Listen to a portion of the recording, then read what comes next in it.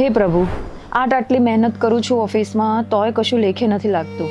Promotion તો છોડો, જે સેલરી મળે છે ને એ પણ ઘર પરિવારમાં ખર્ચાઈ જાય છે અને ફેમિલી પણ નહીં સમજતી.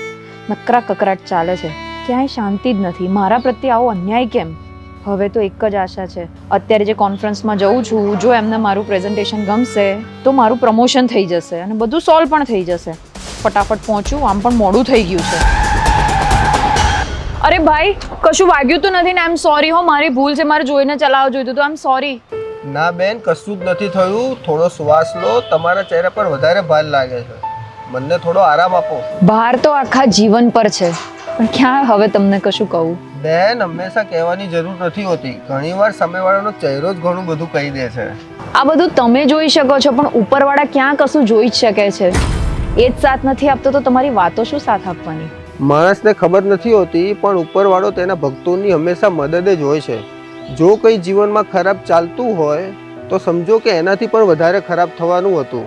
આટલામાં પત્યું. બધું જ એની લીલા છે. બધી જ વાતો છે ખાલી. વિચારો, અત્યારે મારે એકદમ ઇમ્પોર્ટન્ટ પ્રેઝન્ટેશન હતું લાઈફનું, અને હું અત્યારે તમારી સાથે અહીંયા ઊભી છું. આ લીલા છે એમની? વિશ્વાસ રાખ બેન, એ છે જ સાથે અને આગળ પણ સાથ આપશે જ. ચલો ભાઈ, મારે તો મોડું થઈ ગયું છે કોન્ફરન્સ માટે. હવે પ્રેઝન્ટેશન થશે પણ નહીં, અંદાજો જ નથી. મોડું થઈ ગયું આજે તો. ભાઈનો ફોન.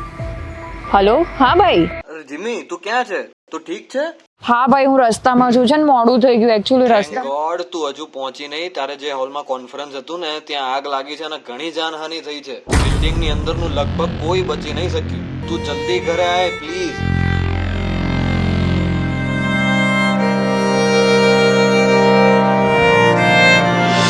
ચલો ભાઈ, મારે તો મોડું થઈ ગયું છે કોન્ફરન્સ માટે. હવે પ્રેઝન્ટેશન થશે પણ નહીં, અંદાજો જ નથી. શું ખબર, આ 10 મિનિટ તમારા જીવનની સૌથી યાદગાર પલ બની જાય. અને હા, લો બેન, મારા તરફથી આ ભેટ. અરે પણ,